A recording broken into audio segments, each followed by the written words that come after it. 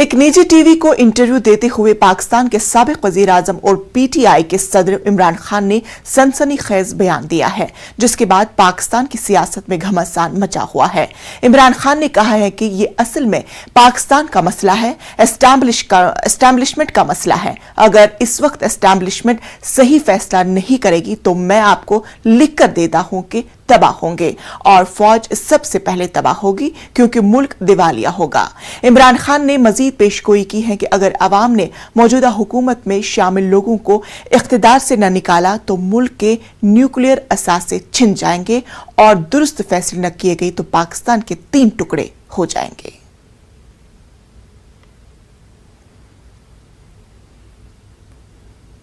गुलकार केके की आखिरी रसूमात आज मुंबई में वर्सोवा में अदा की जाएगी। केके की जस्त खाकी को आखिरी दर्शन के लिए सुबह 10 बजे से दोपहर 1 बजे तक वर्सोवा के पार्क प्लाजा में रखा जाएगा।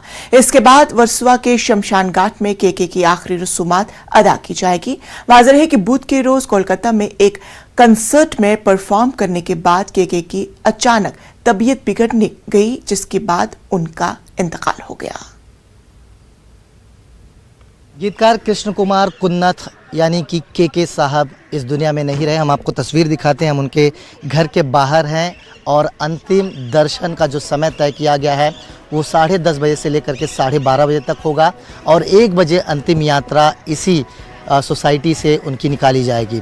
कल रात हम आपको बता दें कि कोलकाता से मुंबई 9:30 बजे उनके पार्थिव शरीर को लाया गया, यहाँ पर रखा गया है। कल जैसे ही पूरी जानकारी देर रात तक मिली थी, उसके बाद से सोशल मीडिया के जरिए नेता, अभिनेता और खिलाड़ी तमाम लोगों ने ट्वीट करते हुए, सोशल मीडिया का इस्तेमाल करते हुए शोक जताया था। और उस शोक का अगर निचोड़ निकाला जाए तो यही मैसेज सामने आ रहा था कि फिल्म जगत, गीतकार जगत में एक इतना बड़ा नुकसान हुआ जिसकी भरपाई अब कर पाना मुश्किल है। यानी कुल मिलाकर देखा जाए 53 साल के साहब थे, 200 से ज़्यादा गाने गाए थे, सिर्फ हिंदी, मराठी, इंग्लिश और साथ ही साथ बंगाली और मलयालम में भी उन्होंने अपने गीत गाए हुए थे।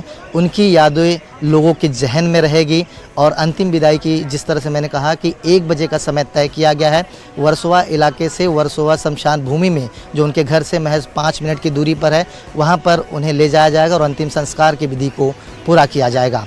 कैमरामैन अविनाश लोंडे के साथ प्रशांत पांडे, न्यूज़ 18 मुंबई। तो नाजरीन, आपको बता दें कि हर दिल अजीज, हमेशा अमर रहने वाली शख्सियत गुलकार केके का इंतकाल हुआ और आज उनकी जस्त खाकी को शमशान घाट तक। तो पूरे मामले पर हमारे साथ बात करने के लिए प्रशांत पांडे हमारे साथ जुड़ चुके हैं। प्रशांत पांडे, जानना चाहेंगे अभी किन किन शख्सियात की वहां पे आमद हुई? देखिए, हरिहरन जो है कुछ समय पहले यहाँ पर आए, अंतिम दर्शन करके चले गए हैं। और मैं आपको अगर तस्वीर दिखाऊं तो मेरे पीछे अगर आप देखें तो पुलिस ने यहाँ पर काफ़ी सुरक्षा कड़ी कर दी है। जो यहाँ पर उनके चाहने वाले आ रहे हैं ताकि उन्हें किसी भी प्रकार की दिक्कत अंतिम दर्शन में ना हो, उसका ख्याल रखा जा रहा है। रास्ता जो है आगे से पीछे की तरफ से बंद कर दिया गया है। मैं आपको बता दूँ कि पुलिस की तरफ से जानकारी दी गई है कि अधिकतर सेलिब्रिटीज़ जो है वो शमशान भूमि में ही पहुंचेंगे अंतिम दर्शन के लिए, क्योंकि पिछले दिनों हमने भी देखा था कि बप्पी लहरी का जब देहांत हुआ था तो उनके घर पर भी कम सेलिब्रिटीज़ पहुंचे थे, ताकि यहाँ पर जो प्रक्रिया होती है, अंतिम संस्कार की जो प्रोसेस होता है, उसमें किसी प्रकार की दिक्कत ना हो और भागम दौड़ी बहुत ज़्यादा ना मचे।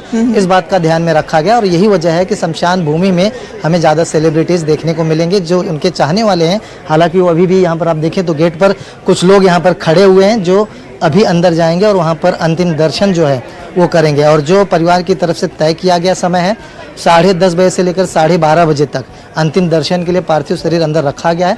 1 बजे जो है अंतिम यात्रा यहाँ से निकाली जाएगी। इनके घर जो वर्सोवा इलाके में है वहाँ से शमशान भूमि महज 5 से 7 मिनट की दूरी पर ही है, इसलिए अगर 1 बजे यहाँ से निकलते हैं तो 1:15-1:30 बजे तक अंतिम विधि की प्रक्रिया जो है शमशान भूमि में पूरी की जाएगी। और देखने वाली बात होगी, मैं आपको बता दूँ कि सिर्फ हरिहरन यहाँ पर बड़ा चेहरा अब तक पहुंचे हैं अंतिम दर्शन के लिए, बाकी अभी तक कोई बड़े चेहरे नहीं पहुंच पाए, लेकिन उनके चाहने वाले, उनके फैंस जो हैं लगातार आ रहे हैं अंतिम दर्शन के लिए।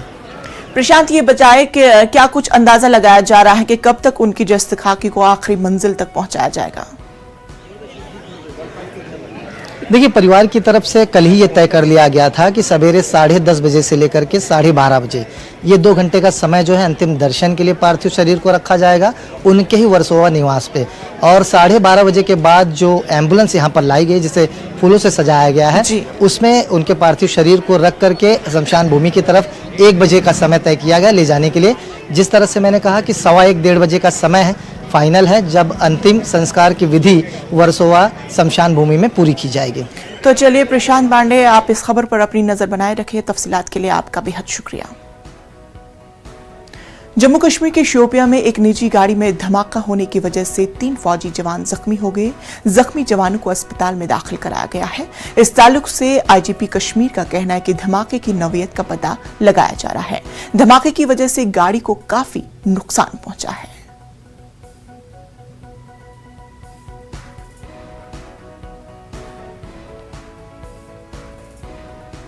गुजरात में पाटीदार तहरीक को लीड करने वाले और बीजेपी के कट्टर मुखालिफ रहे हार्दिक पटेल कांग्रेस को अलविदा कहने के बाद आज बीजेपी में शामिल होने जा रहे हैं।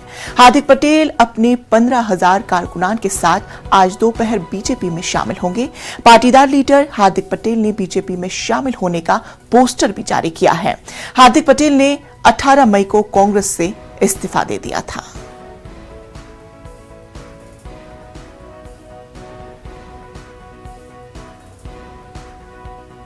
राष्ट्रहित, प्रदेश हित, जनहित एवं समाज हित के इस भगीरथ कार्य में आगे बढ़ने के लिए आज से यशस्वी प्रधानमंत्री नरेंद्र भाई मोदी जी के नेतृत्व में जो राष्ट्र सेवा का काम चल रहा है उसमें छोटा सा सिपाही बनकर काम करने के लिए आज से एक नए अध्याय की शुरुआत कर रहा हूँ। हम पहले ऐसा राजनेता होंगे कि जहाँ से हमने जिस पार्टी को छोड़ा है वहाँ भी वर्क मांगते हुए हमने पार्टी छोड़ा है। भारतीय जनता पार्टी का जब दोपहर 12 बजे के बाद हिस्सा बनेंगे वहां भी काम करने की परिभाषा के साथ जुड़ रहे हैं और मुझे निश्चित रूप से ये सौभाग्य मिलेगा कि जब पूरा गांव किसी हवन में ओम के नाद से जब स्वाहा करता हो तो कहीं ना कहीं हमें उस स्वाहा में बैठना चाहिए। और हमें राजनीति समझ नहीं आती। कुछ लोग कहते हैं ये हिमाचल के चुनाव की वजह से किया जा रहा है, कुछ लोग कहते हैं ये पंजाब चुनाव के नतीजों का बदला लिया जा रहा है। हमें नहीं पता क्या कारण है। जो भी कारण है, हमें गिरफ्तार होने से डर नहीं लगता, पर सबको एक साथ करवा लो। आपने 5 साल पहले भी हम सब पे कई रेड करवाई थी, किसी के यहां 1 पैसे की चोरी नहीं मिली। हमारे 20 से ज्यादा एमएलए को गिरफ्तार किया गया, सारे के सारे कोर्ट से छूट के आ गए। सब मामलों में कोर्ट ने जांच एजेंसियों को खूब डांटा कि क्या कर रहे हो। आज हम हर जगह गर्व के साथ मजाक में कहते हैं कि हम सब लोग मोदी जी से ईमानदारी का सर्टिफिकेट लेके आए हैं। अब फिर से ये जेल का गेम शुरू हो गया। तो हमारी आपसे हाथ जोड़ के बस एक विनती है, हम सबको एक साथ गिरफ्तार करके सारी जांच करवा लीजिए। मुझे पूरा विश्वास है एक बार फिर से हम आपसे देश की सबसे ईमानदार और देशभक्त पार्टी का सर्टिफिकेट लेके जाएंगे। जय हिंद। तो ये थे दिल्ली के वजीर आला अरविंद केजरीवाल जो मीडिया से खिताब कर रहे थे। तो आगे बढ़ते हैं। राजस्थान में राज्यसभा की 4 सीटों के इंतखाबात की तारीख करीब आते ही सियासी सरगर्मियां जोर पकड़ रही हैं। रियासत में हुक्मरान कांग्रेस ने पार्टी के और अपने हिमायती अरकान असेंबली को उदयपुर भेजने का फैसला किया है। साथ ही बीएसपी की राजस्थान यूनिट ने मुतालबा किया है कि इसके टिकट पर इलेक्शन जीतकर कांग्रेस में शामिल होने वाले 6 अरकान असेंबली को उन इंतखाबात में हिस्सा लेने से रोक दिया जाए। रियासत से राज्यसभा की 4 सीटों के लिए अब कुल 5 उम्मीदवार मैदान में हैं, जिनमें 3 कांग्रेस, 1 बीजेपी और 1 आजाद शामिल है। राजस्थान में राज्यसभा के लिए वोटिंग 10 जून को होगी। जैसे मैंने कहा ना आपको, लोग अटकलें लगाएं, ख्याली पुलाव बनाएं, आरोप लगाएं, उंगलियां उठाएं, लेकिन हकीकत ये है कि सोनिया गांधी जी ने, राहुल गांधी जी ने जो निर्णय लिए हैं उस पर हमें खरा उतरना है और कांग्रेस के तीनों राज्यसभा के उम्मीदवारों को जिताकर भेजना है। किसी को किसी प्रकार का कोई संशय नहीं होना चाहिए और जो लोग ये समझते हैं कि यहाँ कहीं कोई गुंजाइश है, उनको समझना चाहिए कि तीनों हमारे उम्मीदवार जीत कर जाएंगे और जितना बहुमत है उससे ज़्यादा वोट लेकर जीत कर जाएंगे। राजस्थान की जो विधानसभा है उसके आंकड़े बड़े स्पष्ट हैं। जैसा मैंने कल भी कहा, 125 से ज़्यादा विधायक कांग्रेस की सरकार को समर्थन दे रहे हैं। अन्य क्षेत्रीय दल भी हैं, निर्दलीय विधायक भी हैं, और हम सब जानते हैं कि राज्यसभा के कानून क्या हैं चुनाव के संदर्भ में। जो कांग्रेस पार्टी के विधायक हैं, सिंबल के हैं, वो सभी लोग अपना वोट दिखा के डालेंगे। तो मैं समझता हूँ किसी को बेवजह ये गणित नहीं बैठाना चाहिए। तो कांग्रेस के विधायक हैं, वो सब वोट दिखा के डालेंगे, और 3.5 साल से जो विधायक कांग्रेस सरकार को समर्थन दे रहे हैं, हर समय हमारे साथ रहे, मैं समझता हूँ वो सभी हमारे साथ रहेंगे और हमारी पार्टी के 3 उम्मीदवार चुनाव जीतकर जाएंगे। कथित तौर पर जो 5वें कैंडिडेट हैं वो निर्दलीय हैं, लेकिन हम सब जानते हैं कि भाजपा के ही विधायकों ने उनका नामांकन भरवाया है। तो ये भाजपा के, लेकिन भाजपा का संख्या बल 70-71 का है, जीतने के लिए 82 चाहिए। तो को मैं समझता हूँ कितनी कोशिश कर लें, लेकिन 3 उम्मीदवार कांग्रेस पार्टी जीतकर जाएंगे। इस पूरे मामले पर हमारे साथ हमारे नुमाइंदे अरबाज हमारे साथ जुड़ चुके हैं। अरबाज, राजस्थान में राज्यसभा के इंतखाबात आते ही सियासी पारा तो बढ़ गया है। जी बिल्कुल, देखिए कि राजस्थान में जो सियासी पारा है पिछले चुनाव के बाद से लगातार किसी न किसी वजह से गर्म ही रहा है। हालांकि जो तमाम तरह की घटनाएं रही, वो चाहे जो असेंबली इलेक्शन के बाद में जो पार्लियामेंट इलेक्शन हुए वो हो, या फिर यहाँ से राजस्थान से जो एमएलएस का जाकर के दिल्ली बैठने का मामला हो, उसके बाद में यहाँ पर लोकल बॉडीज के इलेक्शन हुए हो, अब राज्यसभा के इलेक्शन है। तो एक तरह से देखा जाए तो पूरे राजस्थान की निगाहें और पूरे हिंदुस्तान की निगाहें इन चुनावों के ऊपर है। करीब 4 सीटों को लेकर के चुनाव किया जा रहा है, जिसमें जो है कांग्रेस मुतमईन है इस बात को लेकर कि 3 सीटें वो आसानी से जीत लेंगे, जबकि बीजेपी इस बात का दावा कर रही है कि हम 2 सीटें जीतेंगे। हालांकि जो कैंडिडेट है तीनों कांग्रेस के वो मजबूत उतारे गए, जिसमें रणदीप सुरजेवाला है, इसमें आपके प्रमोद तिवारी हैं, और एक कैंडिडेट है जो कि पहले कांग्रेस को लेकर के काफी वक्त तक वहां पर जो चाणक्य कहे जाते थे कांग्रेस की राजनीति के, वो इसमें शामिल है। अभी देखिए कि आज से कांग्रेस ने बाड़ाबंदी का ऐलान कर दिया। शाम को अपने तमाम विधायकों को उदयपुर पहुंचने का फरमान जारी कर चुके हैं।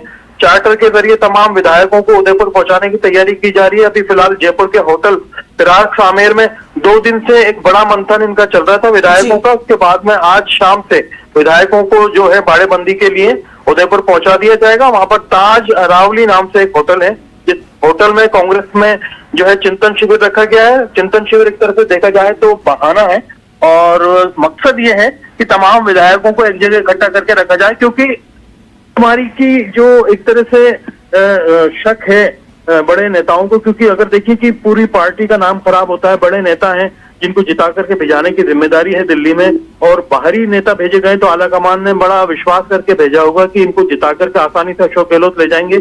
ऐसे में एक दूसरे पे शक ना हो, कोई जो है इस तरह के अपने वोट खराब ना करे, या कोई दूसरी पार्टी को जो है मदद के नियत से इधर उधर जो वोटर है वो ना हो जाए। इन तमाम चीजों का ध्यान रखने के लिए आज से ही बाड़ेबंदी कांग्रेस शुरू कर रही है। जी बिल्कुल अरबाज, अब देखने वाली बात होगी कि 10 जून तक किस तरह से सियासी मैदान में क्या कुछ तब्दीलियां हो जाएगी और कौन आगे बढ़ता है, ये आने वाला वक्त ही बताएगा। फिलहाल तफसीलात के लिए आपका बेहद शुक्रिया। वक्त हुआ छोटे से वक्फे का।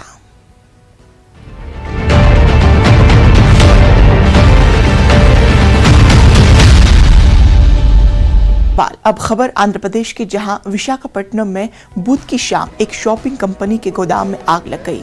इस हादसे में 7 अफराद के जख्मी होने की इत्तला है। जख्मी गरीबी अस्पताल में ज़ेर इलाज है।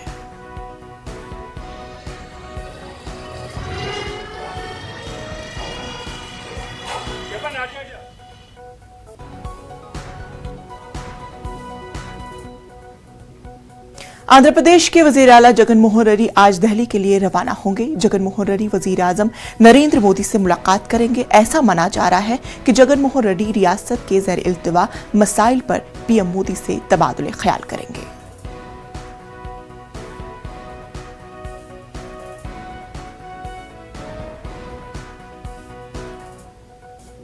तेलंगाना रियासत का आज यौम तासीस है। हैदराबाद में असेंबली से मुत्तसिल बाग आमा में तेलंगाना यौम तासीस तकरीब का एहतिमाम किया गया। वजीर आला के चंद्रशेखर राव ने परचम कुशाई की और तेलंगाना की आवाम को मुबारकबाद पेश की। रियासती वज़रा समेत कई आला ओहदेदारों ने प्रोग्राम में शिरकत कर रहे हैं। राजभवन में भी यौम तासीस जश्न का एहतिमाम किया गया। रियासती गवर्नर ने तेलंगाना की आवाम को मुबारकबाद पेश की है। इस मौके पर तहरीक तेलंगाना की जदोजहद में अहम किरदार अदा करने वाली अहम शख्सियतों को तहनीत पेश की गई। वजीर आजम नरेंद्र मोदी और कांग्रेस लीडर राहुल गांधी ने भी यौम तासीस के मौके पर तेलंगाना की आवाम को मुबारकबाद पेश की। दिल्ली में भी बीजेपी की जानिब से तेलंगाना यौम तासीस तकरीब का एहतमाम किया जा रहा है। मरकजी वजारत सकाफत की जानिब से दिल्ली में डॉक्टर अंबेडकर इंटरनेशनल सेंटर में शाम 6 बजे यौम तासीस तकरीब मुनक्किद की जाएगी। मरकजी वजीर दाखिला अमित शाह मेहमान खुसूसी के तौर पर शिरकत करेंगे। मरकजी वजीर किशन रेड्डी और मीनाक्षी लेखी व दीगर प्रोग्राम में शरीक रहेंगे। यहाँ ये बात काबिल जिक्र है कि मरकज में किसी रियासत की यौम तासीस तकरीब का पहली मर्तबा एहतमाम किया जा रहा है। वाज़ेह रही 2 जून 2014 को तेलंगाना का कयाम अमल में आया था। तेलंगाना रियासत के कयाम के बाद टीआरएस को मुसलसल दूसरी बार भारी अक्सरियत से कामयाबी हासिल हुई है।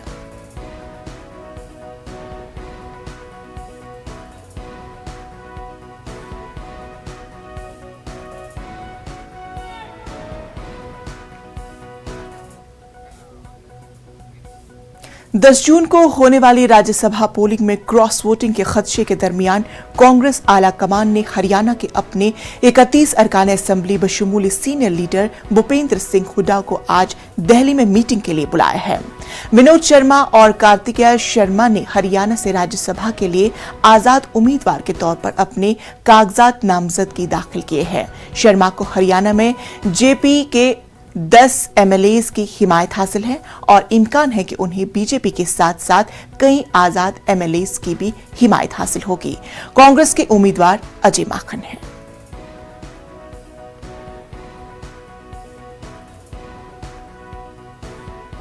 अमेरिका में फायरिंग का सिलसिला थमने का नाम नहीं ले रहा है। तुलसा में सेनेट फ्रांसिस अस्पताल कैंपस के करीब फायरिंग में 5 अफराद हलाक हो गए। फायरिंग के इस वाक़े में कई अफराद जख्मी भी हुए हैं, जिनमें से बाज़ की हालत तशवीशनाक बताई जा रही है। पुलिस ने हमलावर को हलाक कर दिया है। बताया जा रहा है कि हमलावर अपनी बंदूक लेकर अचानक मौके पर पहुंच गया और फायरिंग शुरू कर दी। इससे पहले अमरीकी रियासत टेक्सास में ओक्लाहोमा में भी गोलियां चली थी।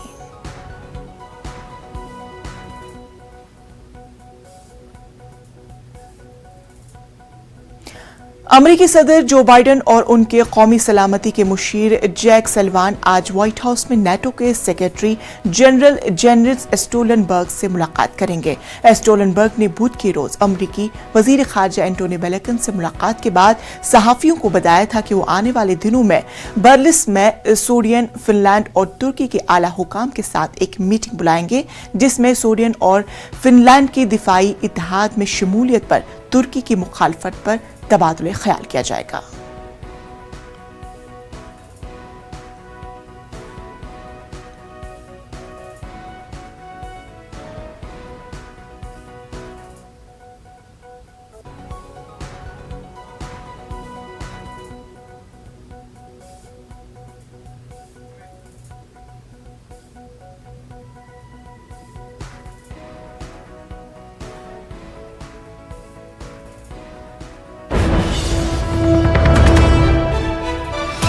तो नाजरीन, इस वक्त की बड़ी खबर आपको बता दें, जम्मू कश्मीर से बैंक मैनेजर को गोली मार दी गई। कुलगाम में पेश आई वारदात। विजय कुमार नामी बैंक मैनेजर का ताल्लुक राजस्थान से बताया जा रहा है। तो बड़ी खबर, जम्मू कश्मीर से बैंक मैनेजर को गोली मार दी गई। कुलगाम में पेश आई वारदात। विजय कुमार नामी बैंक मैनेजर का ताल्लुक राजस्थान से। तो नाजरीन, जिस तरह से जम्मू कश्मीर में टारगेट किलिंग का सिलसिला जो जारी है और उसी के आज पेश नजर बैंक मैनेजर को गोली मार दी गई और उनका ताल्लुक राजस्थान से बताया जा रहा है। उनकी शिनाख्त विजय कुमार के तौर पर की गई है। तो बड़ी खबर कुलगाम से, जहां पे बैंक मैनेजर विजय कुमार को गोली मारकर हलाक कर दिया गया। बताया जा रहा है कि विजय कुमार का ताल्लुक राजस्थान से है। तो बड़ी खबर कुलगाम से, जहां पे फिर से एक बार टारगेट किलिंग का एक और वाक़या पेश आया। कुछ दिन पहले ही हमने देखा कि कुलगाम में ही सांबा की एक टीचर को हलाक किया गया। रजनी नामी एक टीचर को हलाक किया गया और आज बैंक मैनेजर विजय कुमार नामी बैंक मैनेजर का ताल्लुक राजस्थान से है, जिन्हें आज कोलगाम में हलाक किया गया। मजीद तफसीलात के लिए हम चलते हैं अपने नुमाइंदे ज़हूर से। ज़हूर, जाना चाहेंगे इस वक्त बड़ा वारदात पेश आया और फिर से कोलगाम में ही।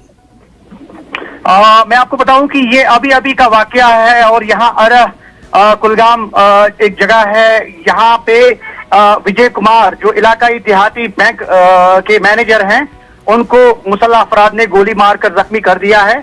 हालांकि उन्हें शदीद जख्मी हालत में जो है जिला अस्पताल कुलगाम में दाखिल कर दिया गया है जी। और अभी मजीद तफसीलात का इंतजार है और हम इस खबर पे नजर बनाए रखे हुए हैं और जल्द ही कुछ मनाजिर भी जो है अपने नाज़रीन तक पहुंचाने की कोशिश करेंगे। फिलहाल सिक्योरिटी फोर्सेज ने पूरे इलाके का मुहासरा करके तलाशी बाहर कहीं और पे मारी गई जी है। बिल्कुल, अपने बैंक के जो उनका ब्रांच है, इलाका देहाती बैंक का ब्रांच जो है, बिल्कुल वहीं पे उनको गोली मार दी गई है बैंक के पास ही। और अभी मजीद तफसीलात जो है हम वो जमा कर रहे हैं कि आया इसमें कौन इन्वॉल्व है और क्या क्या इसमें जो है डेवलपमेंट्स हैं वो जरूर नाज़रीन तक पहुंचाएंगे। लेकिन फिलहाल अभी यही ब्रेकिंग है कि विजय कुमार इनका नाम है, राजस्थान से ताल्लुक रखते हैं और इनको गोली मारकर जो है शदीद तौर पे जख्मी कर दिया गया तो है। चलिए ज़हूर, आप इस अहम खबर पर अपनी नजर बनाए रखें। तफसीलात का आपका बेहद शुक्रिया। तो नाज़रीन, खबरों में फिलहाल इतना ही, लेकिन आप देखिए न्यूज़ 18 उर्दू। इस न्यूज हेडलाइंस के